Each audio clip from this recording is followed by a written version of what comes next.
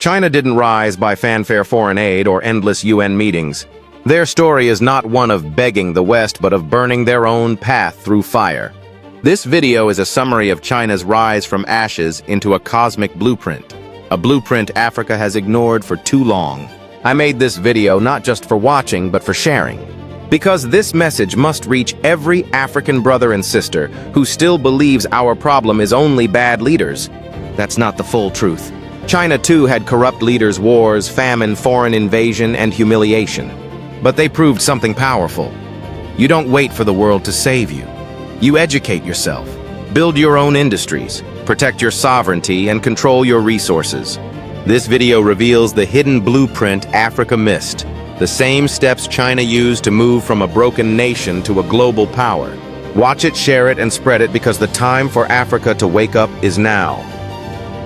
With that said, this video you're about to watch is the summary of key strategic steps China took that changed everything. The secret to China's rise.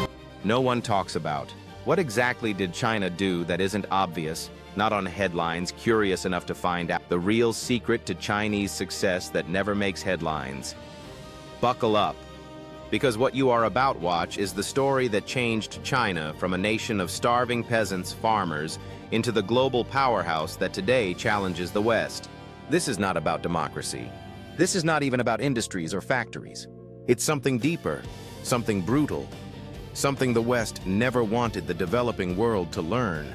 And here's why it matters. Until African nations understand this hidden chapter of China's rise, they will continue to stumble, no matter how many democracy projects, aid packages, or industrial policies they copy from the West. So before we drop the real bombshell, let's rewind the clock. China, before 1949. The China of the early 20th century was a broken nation, invaded, humiliated, carved up by foreign powers. Britain forced opium down Chinese throats, terms that turned China into a dumping ground. By the 1940s, famine and war left China in ruins.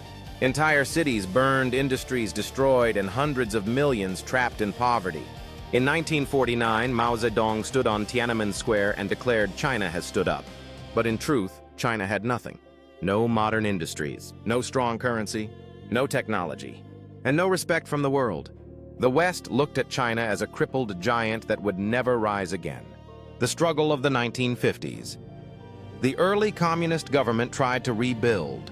Land reforms gave farmers soil to till. The state poured resources into steel, coal, and railways. But famines hit. The Great Leap Forward stumbled. Millions starved. By the early 1960s, many believed China might collapse under its own weight. The Soviet Union, once its ally, turned its back. The West mocked Beijing as a backward nation destined to remain, and yet China did not fold. Instead, it was preparing something the world would never forget. Here is where things get interesting. The very secret that flipped the game on the bullies came on October 16, 1964. The ground in the Gobi Desert shook. China had detonated its first atomic bomb, and the West got outraged. The world gasped. How could a poor, famine-stricken nation build the deadliest weapon known to man? But China knew why it had to. It was a message written in fire and ash. Never again will China be bullied. Never again will foreign powers dictate our destiny. For the West, it was a nightmare. For China, it was liberation. Because here is the hidden truth: before China built factories, before it drafted long-term industrial policies, before it became the world's factory, it built a shield. A shield so powerful that no Western power could threaten to destabilize it again. That shield was nuclear weapons. Why? It mattered once China had the bomb. The rules changed. The West could no longer topple governments, invade cities, or hold China hostage with gunboats. The West could threaten sanctions, plot destabilization, or pressure weaker countries into submission. But it could not ignore a nuclear-armed China. That single bomb created a shield that allowed China to make daring economic and political choices without fear of invasion or overthrow. And what followed was historic. By the 1970s, China began reforming agriculture and rural industries. By the 1980s, it launched special economic zones and opened to the world. By the 2000s, it became the factory of the world. By the 2020s, it stood as a global rival to the same powers that once humiliated it. But all of that, The policies, the factories, the rise of Huawei, BYD, Alibaba, and the industrial giants rested on a foundation built in 1964 when China secured the one weapon that made the world think twice before interfering. The brutal lesson for Africa and Nigeria. Here is the truth. No one tells Africa, if you dream of building a stable, independent economy, you must also build the power to defend it. Look at Nigeria, rich in oil, gas, and minerals, but constantly destabilized through economic manipulation, political interference, and exploitation. Why? Because Nigeria, like most of Africa, has no shield, no deterrent, no true leverage. China knew what happened before 1949. Invasion, occupation, humiliation would keep repeating if they didn't break the cycle. So before they built factories, before they challenged Western trade dominance, they built the one thing the West respected: nuclear weapons. It was a brutal calculation, but it worked. Let that sink in. China didn't wait until it became rich to demand respect. It demanded respect first, then built wealth under that protection. For Africa, especially Nigeria, the message is uncomfortable, but clear. Without the technology to defend your sovereignty, your economy will always be at the mercy of others. Only when you can resist the bullies and oppressors can you chart your own path, just as China did. China has proven it by example. If Nigeria politicians are ready, this is the blueprint, not. This nuclear breakthrough gave Beijing breathing space. It could now plan for decades, not just years. It could experiment with policies, invest in industries, and educate its people without the constant fear of external overthrow. Factories grew because the government knew it wouldn't be bombed into rubble. Technological experiments thrived because the West couldn't simply walk in and dictate terms. The long game was possible only because China had first secured its sovereignty. The brutal lesson for Africa. Here's the punchline nobody wants to say out loud. African nations dream of stability, but they have no shield. Every time an African country rises, the West finds a way to destabilize it, through coups, debt traps, currency manipulation, or outright invasions. Why? Because without power, you have no protection. Without protection, your policies are always at risk. That's why China did the unthinkable in 1964. It knew that industries and factories are useless if your sovereignty can be stolen overnight. The African blind spot. Nigeria has oil. Angola has diamonds. Congo has cobalt. But what happens? The resources flow out. Foreign corporations get rich. Local elites cash in, and ordinary citizens remain trapped in poverty. And every time someone tries to resist, from Lumumba in Congo to Sankara in Burkina Faso, they are eliminated.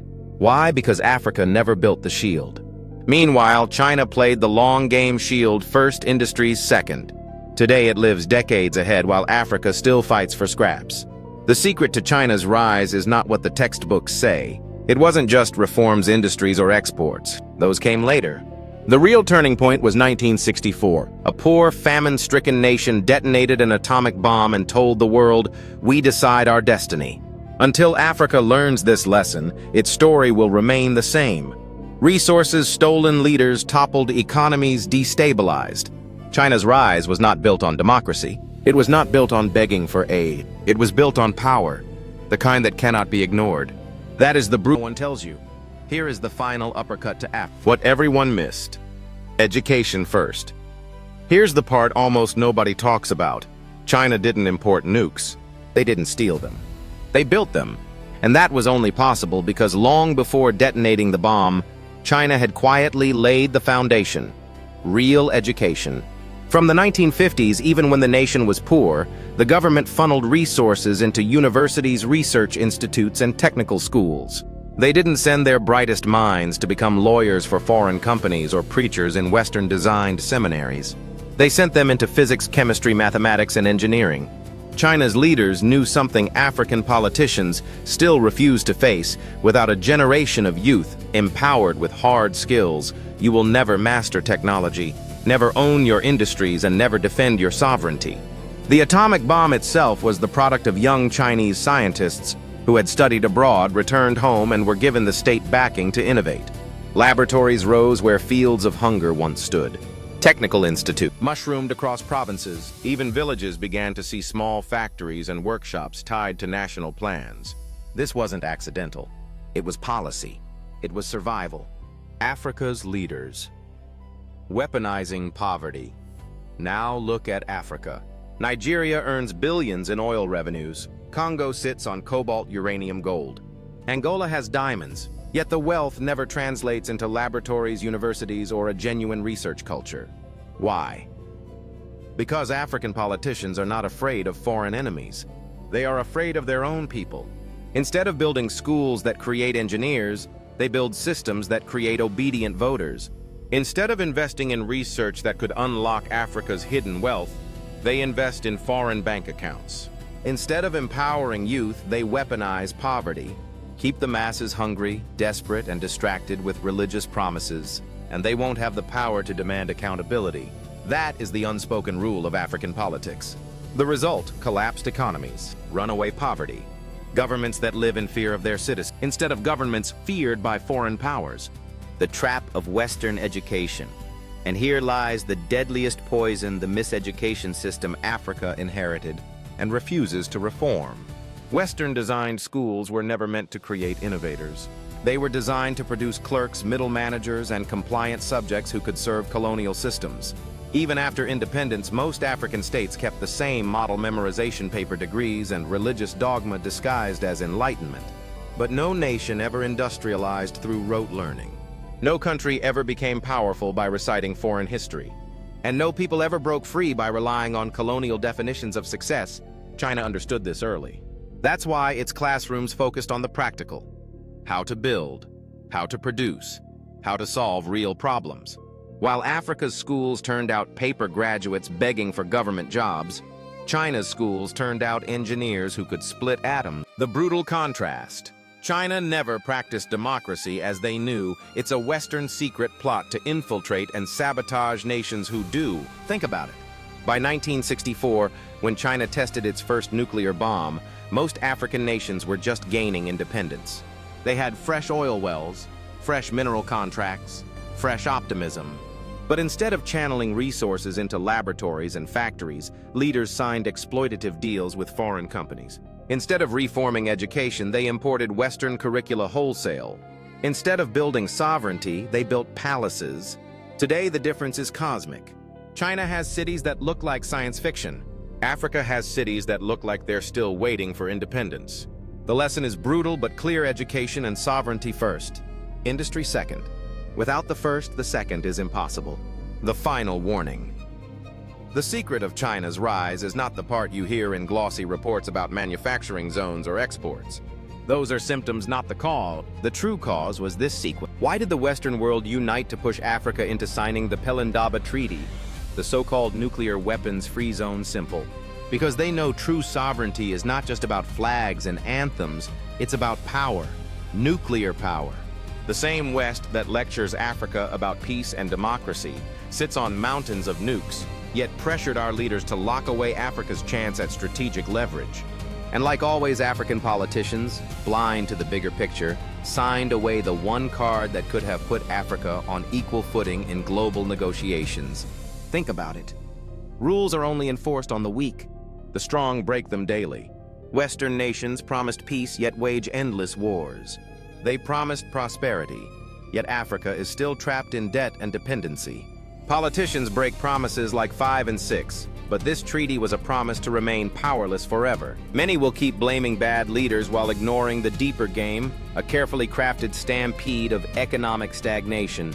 Only a few of us dare to look beyond headlines and see the cracks that truly. Western nations promised peace yet wage endless wars.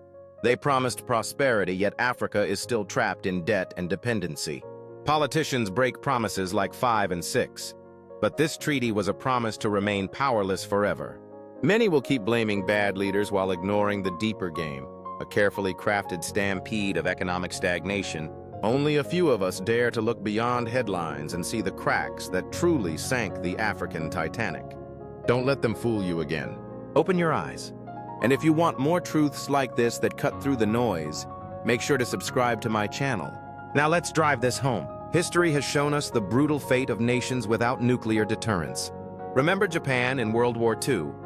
The US dropped bombs on Hiroshima and Nagasaki, instantly wiping out hundreds of thousands because Japan had no nuclear shield. Contrast that with the US conflicts against North Korea, Russia, or even China. With those nations, it always ends in cheap talks, sanctions, negotiations, or stalemates. Why? Because they hold the nuclear cycles of chaos. Look around Africa today. US military bases are scattered across the continent, not for partnership or protection, but to keep nations in check. Djibouti, Niger, Kenya, Ethiopia, Somalia, Chad, Cameroon, Ghana, and even South Africa, all under the watchful eyes of US or NATO installations. Each base is a reminder that Africa is not free but carefully monitored. The list goes on. Ask yourself, why don't we see this same level of interference in nuclear nations? Why do so-called pariah states like North Korea command negotiations, while resource-rich African states are bombed, sanctioned, and destabilized at will? The answer is simple. Power respects power. Without it, you are a playground for global bullies. The Pelindaba Treaty wasn't just a peace document. It was a leash. It ensured Africa would forever play defense while the West plays offense. Our leaders ignorantly signed away the future, mistaking dependency for diplomacy. Until Africa realizes that sovereignty without deterrence is an illusion, we will remain trapped.